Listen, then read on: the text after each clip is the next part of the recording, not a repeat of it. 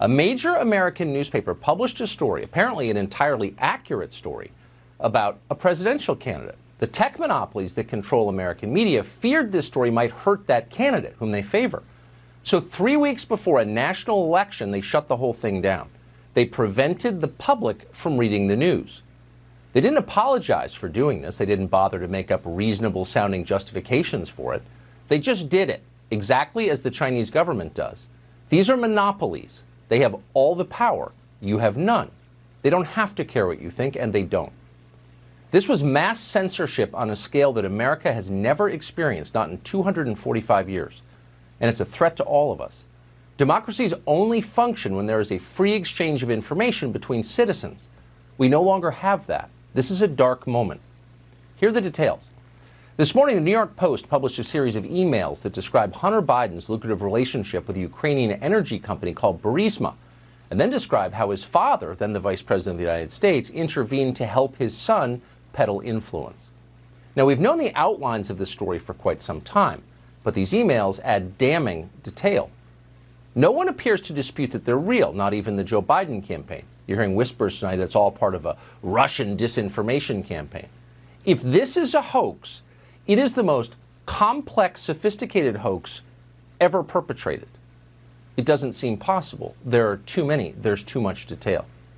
These emails came from a laptop, an Apple laptop, that was dropped off at a Delaware computer repair shop last year and then abandoned there. After a certain number of days with no payment, the shop's owner took legal possession of the laptop. He looked inside. There were tens of thousands of emails, including exchanges with representatives of foreign companies and foreign governments. The laptop apparently belonged to Hunter Biden. The shop owner was stunned by this, by the appearance of corruption, and he was afraid for his family. So late last year, he gave the laptop to the FBI. He kept a copy of the hard drive for himself. But he never heard back from the FBI.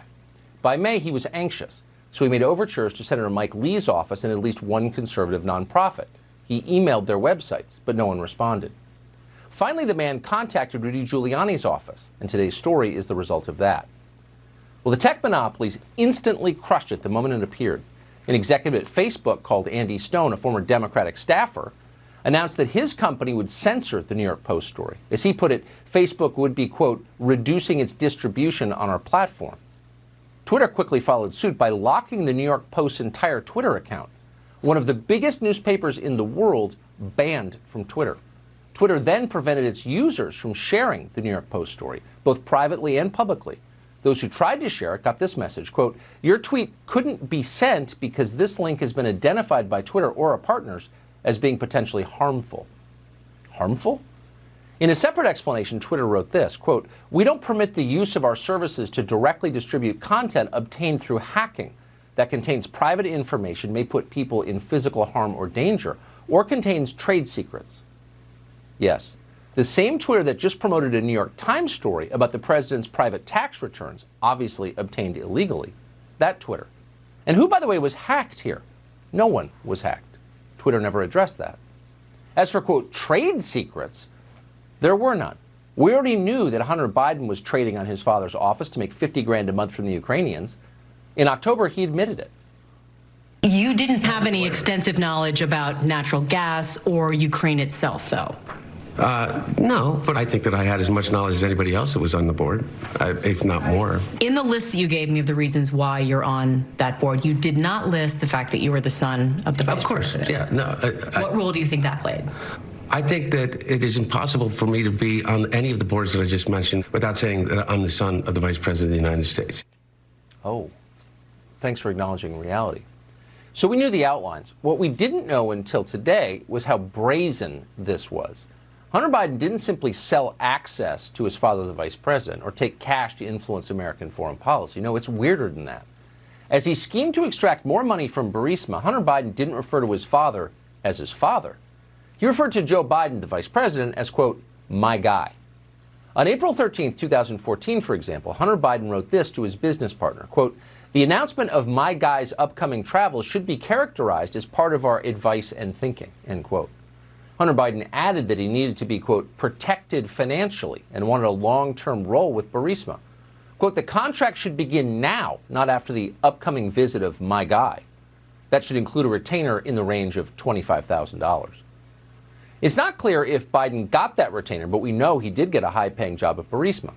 Then in May 2014, just weeks after Hunter Biden joined the board of that company, a top executive there let him know why he was being paid. Very explicitly, quote, "We urgently need your advice on how you could use your influence to convey a message, signal, etc., to stop what we consider to be politically motivated actions."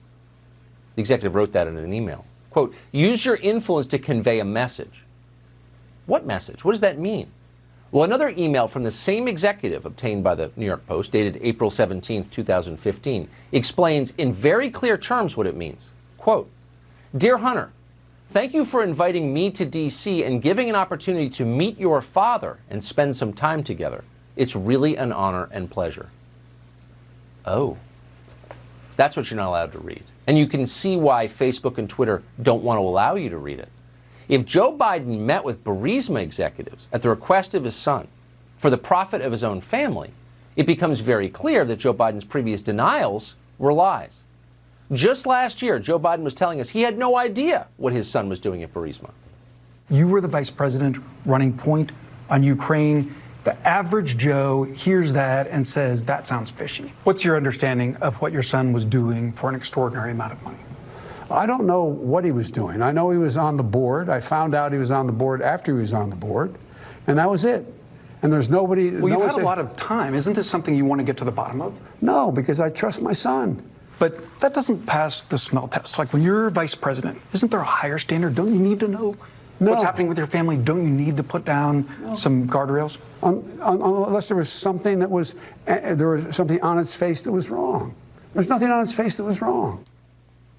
Nothing on its face that was wrong. That was before we saw these emails. You'll remember that back in 2018, Joe Biden explained that he got the top prosecutor in Ukraine fired. That prosecutor, Viktor Shokin, said he was planning to investigate Burisma when he was stripped of his job. Here's how Joe Biden explained/bragged about how he canned Viktor Shokin. I had gotten a commitment from Poroshenko and from Yatsenyuk that they would take action against the state prosecutor, and they didn't. So they said they were walking out to press conference. I said, "No," I said, "I'm not going to, or we're not going to give you the $1 billion." They said, "You have no authority. You're not the president." The president said. I said, "Call him." I said, "I'm telling you, you're not getting the $1 billion."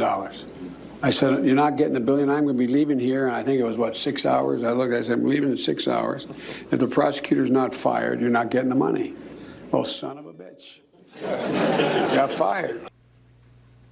Why is the Vice President of the United States firing prosecutors in Ukraine? Pause for a moment and ask yourself that. That's bizarre behavior. It doesn't help the United States in any way. Why was he doing that? At the time, Biden's handlers denied there was anything wrong with this. They just said Shokin was corrupt, and somehow the world was benefiting by Shokin getting fired. They didn't explain how we'd benefit from that. But, of course, Joe Biden didn't do it for his son. He didn't know anything about Burisma. He didn't know what Hunter Biden was up to. No clue. Then last October, we showed you a photograph of Joe and Hunter Biden golfing with a board member at Burisma, Hunter Biden's business partner, a man called Devon Archer. The Biden campaign never explained that photograph. Our media, of course, never really followed up.